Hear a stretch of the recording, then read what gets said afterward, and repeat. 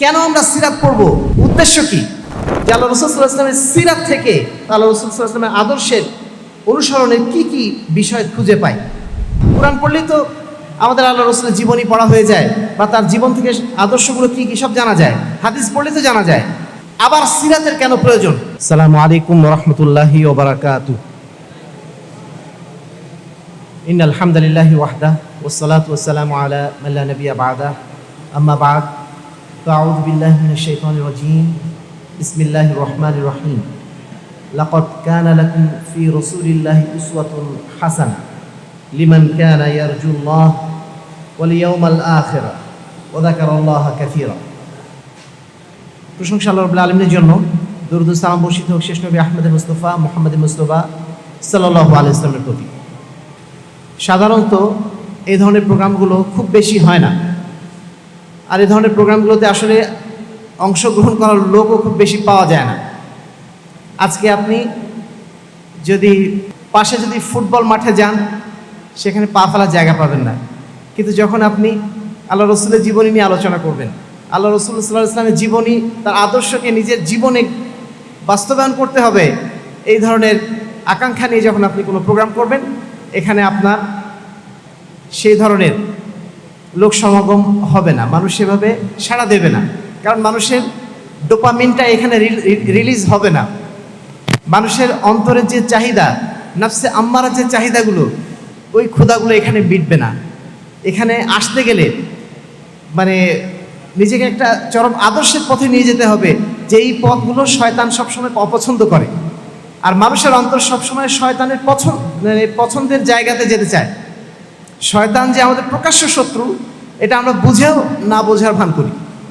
সম্মানিত উপস্থিতি, আমি বাংলাদেশ আহলে যুব সংঘকে এই জন্য আন্তরিক ধন্যবাদ জানাচ্ছি যে তারা এরকম একটা সাহসী উদ্যোগ নিয়েছেন। আমাদের যুবক ভাইদের মধ্যে যৎসামান্য হলেও তারা সিরাতুর রাসূল পাঠ করার মাধ্যম দিয়ে আজকের অনুষ্ঠানে এসেছেন। আমি তাদেরকে আন্তরিক স্বাগত জানাই, মোবারকবাদ জানাই। সম্মানিত উপস্থিতি, সিরাতুর রাসূল সাল্লাল্লাহু আলাইহি ওয়াসাল্লাম যেই গ্রন্থের উপরে এই সিরাত প্রতিযোগিতাটি হয়েছিল, এই সিরাত গ্রন্থটি বাংলাদেশে বাংলা ভাষায় সবচেয়ে বিশুদ্ধ একটি সিরাত গ্রন্থ। যেই গ্রন্থটির মূল টার্গেটই ছিল এখানে যেন এমন কোনো তথ্য না যায় যেই তথ্যগুলো মানে বিশুদ্ধ সূত্রে প্রমাণিত নয়। এজন্য সাধ্যমতো চেষ্টা করা হয়েছে যে এখানে কোনো রকম জয়ীফ হাদিস, জাল হাদিস, ইসরায়েলিয়াত বা কোনো ধরনের গাল গল্প কোনোটাই যেন এখানে না আসে। এজন্য বলা যেতে পারে বাংলা ভাষায় এর চেয়ে বিশুদ্ধ সিরাত গ্রন্থ আর নেই। যেই সিরাত গ্রন্থের রচয়িতা আহলে হাদিস আন্দোলন বাংলাদেশের মুহতারাম আমির জামাত প্রফেসর ডক্টর মোহাম্মদ আসাদুল্লাহ গালিব। এবং মজার বিষয় হচ্ছে, তিনি যখন এই বগুড়া জেলখানায় ছিলেন, বগুড়া জেলখানা থাকা অবস্থাতেই এই গ্রন্থটি তিনি রচনা করতে সক্ষম হন। এজন্য আমরা আজকে বগুড়াবাসীর উদ্দেশ্যে যখন কথা বলছি, আমরা মুহতারাম আমির জামাতের সালাম আপনাদের কাছে পৌঁছে দিতে চাচ্ছি। কারণ এটা তিনি শুনে খুবই খুশি হয়েছেন যে বগুড়াতেই এই সিরাত সেমিনারটা হচ্ছে, যে বগুড়াতে বসেই তিনি সিরাতুর রাসূলটা লেখার সুযোগ পেয়েছিলেন। এই জন্য আপনাদেরকেও তিনি আন্তরিক ধন্যবাদ জানিয়েছেন এবং দোয়া চেয়েছেন। সম্মানিত উপস্থিতি, আমরা এবার একটু আসি যে সিরাত পাঠ করার উদ্দেশ্যটা কি। তার আগে আমাদের সম্মানিত সভাপতি সাহেব বলেছেন যে আমরা দুনিয়ার সমস্ত বই পড়তে পছন্দ করি। আমাদের এখানে যারা তরুণ ভাইরা আছেন, অনেক গল্প উপন্যাস তারা পড়েছেন। কিন্তু যদি জিজ্ঞাসা করা হয় আল্লাহ রাসূল সাল্লাল্লাহু আলাইহি ওয়াসাল্লামের জীবনী কোনো একটা, ছোট হোক বড় হোক, প্রথম থেকে শেষ পর্যন্ত পড়েছেন, এরকম আমরা কয়জন আছি? হয়তো এখানে যারা আছি তাদের মধ্যে অনেকেই হতে পারেন, কিন্তু আপনাদের বাইরে সারা বাংলাদেশে অসংখ্য যুবক তরুণ আছেন না? ইনাদের মধ্যে কয়জন পড়েছেন? যদি হিসাব করা হয় মানে 1% অথবা 2% বেশি হওয়ার কথা না। আমাদের যতটুকু ধারণা 1% হওয়া মানে এটা অনেক বেশি, 1% হওয়ার সম্ভাবনাও খুবই কম। তার মানে পৃথিবীর সর্বশ্রেষ্ঠ মানুষটা, তার জীবনী সম্পর্কে আমি কিন্তু পড়ি নাই, আমি জানি নাই। আজকে যারা এখানে উপস্থিত রয়েছেন, আজকে যারা এই বক্তব্য শুনছেন, তাদের উদ্দেশ্যে আমাদের বক্তব্য থাকবে, দুনিয়ার আর যে কোনো বই যদি নাও পড়ে থাকেন, অন্ততপক্ষে আল্লাহ রাসূল সাল্লাল্লাহু আলাইহি ওয়াসাল্লামের জীবনী যে কোনো একটা আপনার পছন্দ মতো প্রথম থেকে শেষ পর্যন্ত পড়ার চেষ্টা করবেন। আর যদি প্রকৃত অর্থে আল্লাহ রাসূলের জীবনী জানতে চান, তাহলে সিরাতুর রাসূলের মতো একটা গ্রন্থ আপনাকে প্রথম থেকে শেষ পর্যন্ত একটু কষ্ট করে হলেও পড়তে হবে। উদ্দেশ্য কি? সিরাত পাঠের মূল উদ্দেশ্য হচ্ছে, আল্লাহ রাব্বুল আলামিন বলছেন লাকাদ কানা লাকুম ফি রাসূলিল্লাহি উসওয়াতুন হাসানা। কেন আমরা সিরাত পড়ব? কারণ আল্লাহ রাসূল সাল্লাল্লাহু আলাইহি ওয়াসাল্লামের জীবনীতেই বা আল্লাহ রাসূল সাল্লাল্লাহু আলাইহি ওয়াসাল্লামের জীবনেই রয়েছে আমাদের জন্য সবচেয়ে উত্তম আদর্শ, সবচেয়ে উত্তম নমুনা। পৃথিবীতে আপনি যত মানুষের জীবনী পড়েন না কেন, আল্লাহ রাসূল সাল্লাল্লাহু আলাইহি ওয়াসাল্লামের জীবনীর মতো সত্য জিনিস, মিথ্যার বিরুদ্ধে লড়াইয়ের যে একটা আখ্যান, এটা আপনি আর কোথাও খুঁজে পাবেন না। এজন্য আল্লাহ রাব্বুল আলামিন নিজেই সাক্ষী দিচ্ছেন যে রাসূলের মধ্যেই রয়েছে সবচেয়ে উত্তম আদর্শ। লাকাদ কানা লাকুম ফি রাসূলিল্লাহি উসওয়াতুন হাসানা, রাসূলের মধ্যেই রয়েছে সবচেয়ে উত্তম আদর্শ। আর এই কারণেই রাসূল সাল্লাল্লাহু আলাইহি ওয়াসাল্লামের জীবনী পড়াটা আমাদের জন্য সবচেয়ে জরুরি। 2 নম্বর হচ্ছে, রাসূল সাল্লাল্লাহু আলাইহি ওয়াসাল্লামের জীবনী পড়ার উদ্দেশ্য কি? কিছু তথ্য জানা, একজন বড় মানুষ, একজন মহান মানুষ সম্পর্কে কিছু জানা না, উদ্দেশ্য এটা না। মূল উদ্দেশ্য হচ্ছে তার জীবনী জানার মাধ্যম দিয়ে তার আদর্শকে জানা এবং সেই আদর্শকে নিজের জীবনে বাস্তবায়ন করা। এটাই কিন্তু আল্লাহ রাসূল সাল্লাল্লাহু আলাইহি ওয়াসাল্লামের সিরাত পড়া, তার জীবনী পড়ার মৌলিক উদ্দেশ্য। ওমা আতাকুমুর রাসূল ফাখুযুহু ওমা নাহাকুম আনহু ফান্তাহু। আল্লাহ বলছেন, আমার রাসূল তোমাদের কাছে যা কিছু নিয়ে এসেছে সেটা তোমরা গ্রহণ করো, এবং যা নিষেধ করেছেন সেখান থেকে বিরত থাকো। তাহলে সিরাত পাঠ করার উদ্দেশ্য হচ্ছে মূলত ইত্তিবাউস সুন্নাহ, আল্লাহ রাসূলের আদর্শ, আল্লাহ রাসূল সাল্লাল্লাহু আলাইহি ওয়াসাল্লামের যে সমস্ত ব্যবস্থাপনা সেগুলোকে জানা এবং সেটা নিজের জীবনে বাস্তবায়নের জন্য সর্বাত্মক চেষ্টা করা। 3 নম্বর বিষয় আসি যে আল্লাহ রাসূল সাল্লাল্লাহু আলাইহি ওয়াসাল্লামের সিরাত থেকে আমরা ইত্তিবা অর্থাৎ আল্লাহ রাসূল সাল্লাল্লাহু আলাইহি ওয়াসাল্লামের আদর্শের অনুসরণের কি কি বিষয় খুঁজে পাই। আমরা তো বলতে পারি যে আমরা হাদিস পড়লেই তো পারি, কোরআন পড়লেই তো আমাদের আল্লাহ রাসূলের জীবনী পড়া হয়ে যায়, বা তার জীবন থেকে আদর্শগুলো কি কি সব জানা যায়, হাদিস পড়লেই তো জানা যায়। আবার সিরাতের কেন প্রয়োজন? সিরাতটা কেন প্রয়োজন?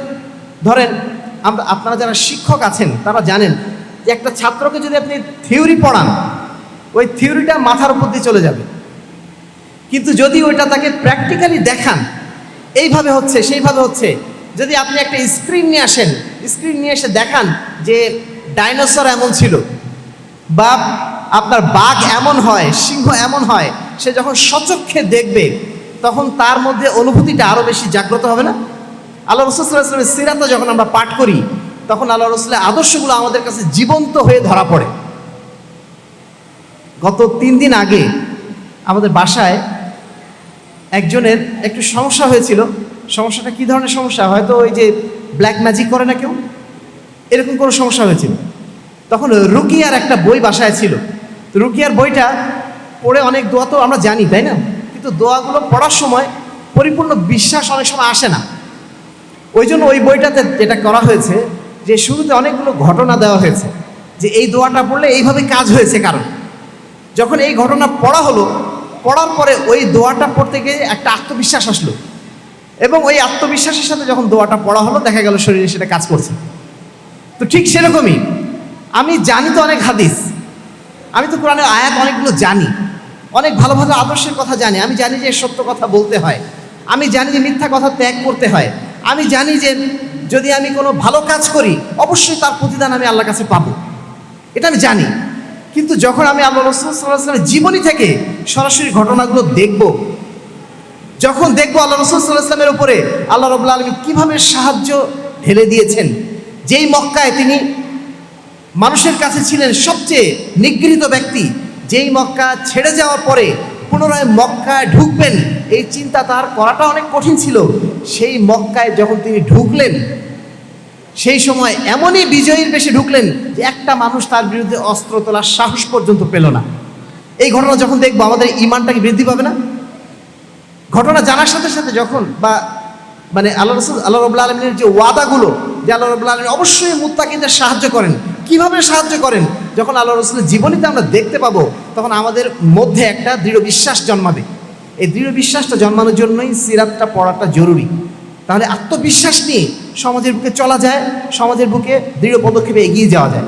সমাজ উপস্থিতি, এবার আমরা আসি সিরাত থেকে আমরা ইত্তিবার শিক্ষাটা কিভাবে নিতে পারি। ইত্তিবাউস সুন্নাহর কথা আমরা অনেকেই জানি, বা আমাদের আহলুল হাদিস যারা, তারা সবসময় সুন্নাত অনুসরণ করার জন্যই কিন্তু মানুষকে বলি, তাই না? আমাদের সবসময় বক্তব্য আজকেও যারা খুতবা দিয়েছেন, এখানে যারা খতিব আছেন, খুতবার মধ্যে কোনো একটা অংশে তারা বলেছেন যে আল্লাহ রসুলের সুন্নাতের অনুসরণ করতে হবে। এটা আমরা বলি না সবসময় বলি। তো এই সিরাতটা মানে এই ইত্তিবার শিক্ষাটা আমরা সিরাত থেকে কিভাবে পেতে পারি, কয়েকটা উদাহরণ দিই। আমরা মনে করি আমাদের জীবনের সবচেয়ে গুরুত্বপূর্ণ জিনিসটা হচ্ছে তাওহীদ, আল্লাহকে এক বলে জানা, আল্লাহকে এক বলে মানতে পারা, এক আল্লাহর দাসত্ব করা, এটাই আমাদের জীবনের মূল উদ্দেশ্য। এখন এটাকে আমরা যখন জানতে পারবো আল্লাহ রাব্বুল আলামিন তার রাসূলকে, আল্লাহ রাসূল সাল্লাল্লাহু আলাইহি ওয়াসাল্লাম কীভাবে তাওহীদটা কায়েম করেছিলেন, কীভাবে তাগুতের উপর কায়েম ছিলেন, কীভাবে শিরক থেকে বিরত ছিলেন, উদাহরণ যখন আমরা দেখব যে আল্লাহ রাব্বুল আলামিন না, যখন কুরাইশরা আল্লাহ রাসূল সাল্লাল্লাহু আলাইহি ওয়াসাল্লামকে ডেকে বলল, হে মুহাম্মদ, তুমি যে ইসলামের জন্য এত পরিশ্রম করছো, এত দাওয়াত দিচ্ছ, তোমার এই দাওয়াতটা দেওয়ার দরকার নেই। একটা কাজ করো, তোমার সাথে আমাদের একটা চুক্তি হয়ে যাক যে তুমি 6 মাস রাজত্ব চালাবে আর আমরা 6 মাস রাজত্ব চালাবো। আসলে এই চুক্তিতে আসি, তাহলে আমাদের আর কোনো ঝামেলা নাই, সব পক্ষই খুশি। এরকম একটা অবস্থা যখন দাঁড়ালো, তখন আল্লাহ রাসূল সাল্লাল্লাহু আলাইহি ওয়াসাল্লাম কি করলেন আর আমরা কি করতাম? আমরা যদি এই ধরনের অফার একটা পেতাম, আমরা বলতাম ঠিক আছে, এই অফারটা আমরা নিয়ে নেব, কারণ এত কষ্ট করার দরকার নেই, এত ঝামেলা, এত মারামারি, গালিগালাজ সহ্য করতে পারছি না। আসলে এই চুক্তিতে আমরা আসি, 6 মাস তোমরা, 6 মাস আমরা রাজত্ব চালাবো। তো আমরা হলে নিঃসন্দেহে এই অফারটা গ্রহণ করে নিতাম, এবং আমাদের মধ্যে আমার মনে হয় যে 100% এই বুদ্ধি করতাম, যেহেতু আমরা বাঙালি, আমাদের বাঙালি কিন্তু অনেক বুদ্ধি। তা আমরা বাঙালি হিসাবে যে বুদ্ধিটা গ্রহণ করতাম যে ঠিক আছে, আমরা ভালো উদ্দেশ্যেই এই বিষয়টা নিয়ে নিলাম, এবং শর্ত হলো প্রথম 6 মাস আমরা রাজত্ব করব। উদ্দেশ্য কি থাকলো? উদ্দেশ্য থাকবে এই যে আমরা যদি 6 মাস রাজত্ব করি ইসলামের পক্ষে, তাহলে মানুষের একটা সাড়া পড়বে এবং মানুষ বুঝবে যে না, আমরা যে ভালো মানুষ, অতএব আমাদের দ্বারাই সমাজটা ভালো থাকবে। তারপরে দেখা যাবে যে কুরাইশরা ওরা আর বলবেই না, ওরা রাজত্বের কথা বলবেই না। আমাদের রাজত্বের সুশাসন দেখে তারা বলবে যে না, আমাদের আর অন্য কিছু দরকার নেই, তোমাদেরই দরকার আছে। বাস্তব ময়দানে কি এটাই হওয়ার কথা ছিল না? আমাদের রাসূল মুহাম্মদ সাল্লাল্লাহু আলাইহি ওয়াসাল্লাম তিনি সর্বশ্রেষ্ঠ মানুষ, তিনি যদি 6 মাস আগে রাজত্ব করতেন, পরে দেখা যেত যে কুরাইশরা রাজত্বই চাইতো না, বলতো এই লোকটাই শ্রেষ্ঠ মানুষ, এই লোকটার পরে আমাদের আর কারো দরকার নেই। কিন্তু আল্লাহ রাসূল এই আপোষ রফায় তিনি একমত হলেন না। কেন একমত হলেন না? কারণ তিনি জানতেন এই আপোষ রফায় যদি আমি একমত হই, তাহলে যেই তাওহীদের দাওয়াত নিয়ে আমি এসেছি, এই তাওহীদের দাওয়াত ক্ষতিগ্রস্ত হবে, আমাকে শিরকের সাথে আপোষ করতে হবে। এজন্য আল্লাহ রাব্বুল আলামিন তাকে বলে দিলেন, কুল ইয়া আইয়ুহাল কাফিরুন লা আ'বুদু মা তা'বুদুন। হে মুহাম্মদ, আপনি কাফেরদেরকে বলে দেন, কুরাইশদেরকে বলে দেন, হে কুরাইশের দল, তোমরা কাফের, আমি মুসলমান, তোমরা যে পথে আছো ওই পথ আমার না, আমি যে পথে আছি ওই পথ তোমাদের না, অতএব লাকুম দীনুকুম ওয়ালিয়া দীন, তোমাদের জন্য তোমাদের ধর্ম, আমার জন্য আমার ধর্ম। আমি যদি একাই থাকি তবু আমি এই আদর্শের উপর থাকবো, এই আদর্শ আমি প্রচার করেই যাব, আমি তোমাদের সাথে বিন্দুমাত্র আপোষ করব না। এই যে সিরাত থেকে এই ঘটনা যখন জানলাম, তখন আমার অন্তরে এইটুকু মনে হচ্ছে না যে এই সারিয়াকান্দিতে একজন ব্যক্তিও যদি সুন্নাতের পক্ষে না থাকে, একজন ব্যক্তি যদি তাওহীদের পক্ষে না থাকে, আমি থাকবো ইনশাআল্লাহ। আমার রাসূল যদি পারেন, আমিও পারবো। এই আত্মবিশ্বাস যে আসছে না, এটাই হচ্ছে সিরাত পাঠের ফলাফল। সম্মানিত উপস্থিতি, আল্লাহ রাসূল তায়েফে গেলেন, যাওয়ার পরে তায়েফের মানুষ তাকে আক্রমণ করলো, তাকে অত্যাচার করলো, করার পরে ফেরেশতারা বলল, হে আল্লাহ রাসূল, ওরা আপনাকে এত অত্যাচার করলো, এদেরকে আর রেখে লাভ নেই, এক কাজ করি, 2 পাহাড়ের মাঝখানে চাপ দিয়ে এদের সবগুলোকে ধ্বংস করে দিই। আল্লাহ রাসূল তখন কি বললেন? আল্লাহ রাসূল বলছেন যে না, এদেরকে মারার দরকার নেই, এরা হয়তো আজকে আমার দুশ্মনী করছে, আল্লাহর দুশ্মনী করছে, কিন্তু হতে পারে এদেরই পরবর্তী বংশধর যারা আসবে তারা হয়তো আল্লাহর ইবাদত করবে, অতএব ওদেরকে এখন ছেড়ে দাও। এখানে দেখেন আল্লাহ রাসূল তার আদর্শের উপর কিন্তু দৃঢ় থাকলেন, আবার নম্র হলেন। আদর্শ থাকবে দৃঢ়, কিন্তু আচরণ হবে নম্র। এটাই ছিল আল্লাহ রাসূলের আদর্শ। আল্লাহ রাসূল বলছেন, ইয়াসসিরু ওয়ালা তুআসসিরু, তোমরা সবসময় সহজ করে দাও, কঠিন করে দিয়ে নাও। বাশশিরু ওয়ালা তুনাফিরু, মানুষকে সুসংবাদ দাও, তাদেরকে দিন থেকে দূরে ঠেলে দিও না। আল্লাহ রাসূলের নীতি ছিল এটাই। আদর্শ থাকবে শক্ত, আদর্শ থাকবে দৃঢ়, কিন্তু আচরণ হবে সুন্দর, আচরণ হবে নরম, মানুষের সাথে যেন বিবাদে লিপ্ত তিনি না হন। এই যে আদর্শগুলো কোথায় শিখছি? সিরাত থেকে শিখতে পাচ্ছি। সম্মানিত উপস্থিতি, অনুরূপভাবে আমরা যে ইবাদতগুলো করছি, এই ইবাদতগুলো আমরা কিভাবে করব? আল্লাহ রাসূল বলে দিচ্ছেন, সল্লু কামা রাআইতুমুনি উসাল্লি, সেইভাবে সালাত আদায় করো, সেইভাবে ইবাদত করো যেভাবে আমাকে দেখছো। খুব স্পষ্ট কথা। আল্লাহ রাসূল সাল্লাল্লাহু আলাইহি ওয়াসাল্লামের সুন্নাত অনুসরণের জন্য এত কষ্ট করা লাগে না। আমরা এখন যেরকম নানা মাযহাব মানার জন্য নানা তরিকায় ধর্ণা দেই, নানা পীর সাহেবের কাছে ধর্ণা দেই, নানা মাযহাবের কাছে ধর্ণা দেই, এত ধর্ণা দেওয়ার কোনো প্রয়োজন নেই। আল্লাহ রাসূল সাল্লাল্লাহু আলাইহি ওয়াসাল্লাম কি বলেছেন, কিভাবে করেছেন, এইটুকু যদি জানতে পারেন ব্যাস আমার আপনার কাজ শেষ। সল্লু কামা রাআইতুমুনি উসাল্লি, আল্লাহ রাসূল কিভাবে পড়েছেন, আমার মাযহাবে কি আছে, আমার এলাকার হুজুর কি বলেছে, আমার তরিকার লোক কি করে, আমার বাপদাদা চৌদ্দপুরুষ কি করেছে, এত ঝামেলায় আপনার যাওয়ার কোনো প্রয়োজন নেই। আপনি শুধু দেখেন যে আল্লাহ রসুল কি করেছেন, আল্লাহ রসুল কি করেছেন, ওটা যখন আপনি জানতে পারবেন তখন আপনার জন্য কাজ সহজ হয়ে গেল, ইবাদতটা সহজ। সময় উপস্থিতি। তৃতীয় যে বিষয়টি, আল্লাহ রসুলের আখলাক চরিত্র। সিরাতের মধ্য দিয়ে আল্লাহ রসুলের আখলাক চরিত্রগুলো আমাদের সামনে স্পষ্ট হয়ে যায়। মক্কা বিজয় যখন তিনি করলেন, আপনি একটু চিন্তা করে দেখুন, আপনার উপর যারা সারা জীবন জুলুম করেছে সেই মানুষদের উপর আপনাকে ক্ষমতা দেওয়া হয়েছে, এখন আপনি চাইলে যা খুশি করতে পারেন। সেই অবস্থায় আমি আপনি হলে নিঃসন্দেহে প্রতিশোধের চিন্তা করতাম, নিঃসন্দেহে তার শাস্তির জন্য যা যা ব্যবস্থা নেওয়ার সব ব্যবস্থা করার চেষ্টা করতাম। কিন্তু আমাদের নবী মুহাম্মদুর রাসূলুল্লাহ সাল্লাল্লাহু আলাইহি ওয়াসাল্লাম মক্কা বিজয়ের পরে তিনি ঘোষণা দিয়ে দিলেন যে লা তাসরিবা আলাইকুমুল ইয়াউম, আজকের দিনে তোমাদের উপর আমার আর কোনো প্রতিশোধ নেই। ফাআনতুমুত তুলাকা, তোমরা সব আজকে মুক্ত, যারা যা অত্যাচার করেছো আমার উপরে আমি সব ভুলে গিয়েছি, তোমরা আজকে থেকে মুক্ত। এই যে কথা তিনি বলতে পারলেন, এই কথা পৃথিবীর ইতিহাসে কোনো যুদ্ধ বিজয়ের ঘটনায় এই ধরনের কোনো ঘটনা আর পাওয়া যায়নি। এমনকি এই ঘটনা সেকুলাররা পর্যন্ত, যারা ইংরেজ মানে ইতিহাসবিদ, তারা পর্যন্ত এটা বলেছেন যে পৃথিবীর ইতিহাসে বিজয়ের এমন কোনো ইতিহাস নেই যেই ইতিহাসে এইভাবে সমস্ত শত্রুকে কোনো রকম প্রতিশোধ ছাড়াই এইভাবে ছেড়ে দেওয়া হয়। রাসূল সাল্লাল্লাহু আলাইহি ওয়াসাল্লাম এই জীবনে যখন আমরা জানবো, তখন আমরা বুঝতে পারবো ক্ষমা করাটা, ধৈর্য ধারণ করাটা, এটাও হচ্ছে ইসলামের একটা গুরুত্বপূর্ণ সুন্নাত। সুন্নাত মানে শুধুমাত্র রফল ইয়াদাইন করা নয়, সুন্নাত মানে শুধুমাত্র আমিন বলা নয়, সুন্নাত মানে ধৈর্য ধারণ করা বিপদে আসলে, সুন্নাত মানে শত্রু যখন সামনে আসে শত্রুকে বাগে পেয়েও তাকে ছেড়ে দেওয়া, তাকে ক্ষমা করা, এর নাম হচ্ছে সুন্নত। সম্মানিত উপস্থিতি, সুন্নাতকে আমি শুধু মিষ্টি খাওয়ার মধ্যে রেখে দিয়েছি, সুন্নাতকে আমরা শুধু সালাতের মধ্যে রেখে দিয়েছি, সুন্নাত আমাদের সামাজিক জীবনে কাজে আসছে না। আর এই কারণে কিন্তু আমাদের ইসলাম সমাজে উপকার নিয়ে আসছে না। আমরা একই মানুষ সালাতের সময় আলহামদুলিল্লাহ চেষ্টা করছি আল্লাহ রাসূলের অনুসরণ করার জন্য, সেই মানুষটা যখন আমি ব্যবসায় যাচ্ছি, সেই মানুষটা যখন রাজনীতিতে যাচ্ছি, সেই মানুষটা যখন আমার স্ত্রীর সাথে মুআমালাত করছি, সেই মানুষটা যখন আমার প্রতিবেশীর সাথে কথা বলছি, তখন আমি আল্লাহ রাসূলের সুন্নাত ভুলে যাচ্ছি। আল্লাহ রাসূলের সুন্নাত তো শুধু মসজিদে না, আমাদের আখলাকে, আমাদের চরিত্রে অবশ্যই আল্লাহ রাসূলের সুন্নাত থাকতে হবে। তাহলে আমরা সুন্নাতের অনুসারী, তবে আমরা ইত্তিবায়ে সুন্নাত, এই কথাটা আমরা জোরালো গলায় বলতে পারবো। সম্মানিত উপস্থিতি, আল্লাহ রাসূল সাল্লাল্লাহু আলাইহি ওয়াসাল্লামের আচরণের আরেকটা সুন্দর জায়গা হচ্ছে হুদায়বিয়ার সন্ধি। হুদায়বিয়ার সন্ধিতে এমন একটা পরিস্থিতি হলো যে কাফেরদের সাথে তিনি এক ধরনের আপোষ সভা করে ফেললেন যে ঠিক আছে, এই বছর আমরা আর উমরা করবো না, আমরা পরের বছর আসবো, তোমরা যেহেতু বাধা দিয়েছো ব্যাস মেনে নিলাম। এই অবস্থা দেখে সাহাবায়ে কেরাম তারা ক্ষুব্ধ হয়ে গেলেন, আল্লাহ রসুলের উপর তারা ক্ষুব্ধ হয়ে গেলেন। ওমর রাদিয়াল্লাহু আনহু বলছেন, হে আল্লাহ রসুল, আপনি করলেনটা কি? আপনি এদের সাথে এইভাবে আপোষ করছেন কেন? আমাদের তো এখন শক্তি আছে, আমরা তো চাইলে অনেক কিছু করতে পারতাম, আপনি কেন তাদের সাথে আপোষ করছেন? এই অবস্থায় আল্লাহ রাসূল সাল্লাল্লাহু আলাইহি ওয়াসাল্লাম তাদেরকে সান্ত্বনা দিলেন এবং আল্লাহ রাব্বুল আলামিনের পক্ষ থেকে যে আয়াতটি নাজিল হলো, ইন্না ফাতাহনা লাকা ফাতহাম মুবিনা, আমি তোমাদের জন্য আজকে দিনে একটা স্পষ্ট বিজয় দান করলাম।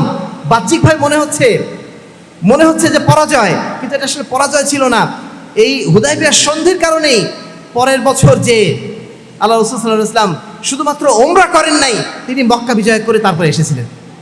সাময়িক পরাজয়, সেই পরাজয়ের সময় বা সাময়িক আপোষ সফার সময় কিভাবে কনফ্লিক্ট ম্যানেজমেন্ট করতে হয়, কিভাবে সাহাবায়ে কেরাম রেগে গেলেন যখন তাদেরকে কিভাবে থামাতে হয়, সেটা আল্লাহ রাসূল সাল্লাল্লাহু আলাইহি ওয়াসাল্লামের কৌশল থেকে আমরা শিখতে পারি। সমাজ উপস্থিতি, তারপরে আদর্শ পারিবারিক জীবন গঠন করা, এটাও সুন্নাতের অংশ, এটাও ইত্তিবায়ে সুন্নাতের অংশ। আল্লাহ রাসূল সাল্লাল্লাহু আলাইহি ওয়াসাল্লাম বলছেন যে আমি তোমাদের মধ্যে সবচেয়ে উত্তম হচ্ছে সেই ব্যক্তি যে তার পরিবারের কাছে উত্তম, আর আমি আমার পরিবারের কাছে, আমার স্ত্রীর কাছে, আমার সন্তানের কাছে সবচেয়ে উত্তম ব্যক্তি। সম্মানিত উপস্থিতি, আমরা কি এই চেষ্টাটা কখনো করি? আমার স্ত্রী, সন্তান, তারা কিন্তু আমার সবচেয়ে কাছের মানুষ, তারা কিন্তু আমাকে অ্যাসেস করতে পারে, তারা কিন্তু বুঝতে পারে আমি বাইরে যত ভালো মানুষ দেখাই না কেন, বাড়িতে এসে আমার আচরণটা কি, আমি আমার পরিবারের প্রতি কেমন আমাদের দায়িত্ব পালন করি, এটার উপরেই কিন্তু বোঝা যায় যে আমার ব্যক্তিত্ব কেমন। আর এই জন্য লিটমাস টেস্ট হিসেবে সবসময় নিজের স্ত্রী, সন্তানকে দেখানো হয়। তো একজন আদর্শবান ব্যক্তি যিনি সুন্নাত অনুসরণকারী, তিনি শুধুমাত্র মসজিদে সুন্নাত পালনকারী হন না, তার পরিবারের প্রতিও তিনি সুন্নাত পালনকারী হন। সম্মানিত উপস্থিতি, তারপর যে বিষয়টি সবচেয়ে গুরুত্বপূর্ণ সেটা হচ্ছে সামাজিক দায়িত্ব পালন। আমরা সাধারণত এখনকার যে যুগ, বস্তুবাদী যুগ, যদি কেউ চাকরি পেয়ে গেছেন, ধরে নেন চাকরি পেয়ে গেছেন, তিনি এখন কলেজের সহকারী অধ্যাপক, তিনি এখন কলেজের প্রফেসর, তিনি মনে করেন আমি তো খেয়ে পরে বেঁচে আছি ভালোই, আমার আর কাজটা কি, 5 ওয়াক্ত সালাত মসজিদে যেয়ে পড়বো, সোজা বাড়ি চলে আসবো।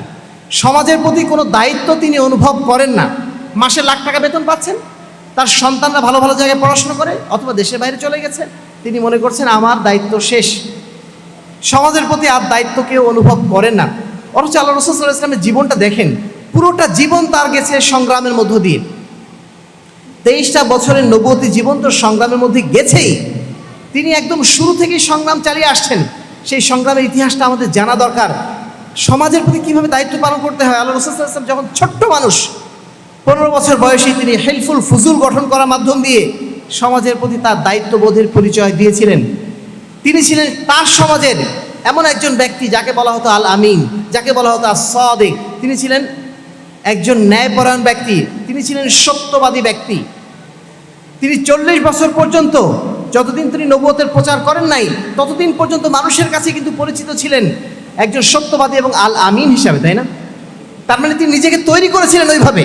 যারা আজকে আমরা সিরাত পাঠ করেছি, যে সমস্ত ছাত্র ভাইয়েরা আজকে সিরাত পদ্ধতিতে অংশগ্রহণ করেছো, তাদের প্রতি আমাদের অনুরোধ থাকবে, এই যে জ্ঞান চর্চার পথে তোমরা এগিয়ে এসেছো, এই জ্ঞান চর্চা অব্যাহত রাখার চেষ্টা করো।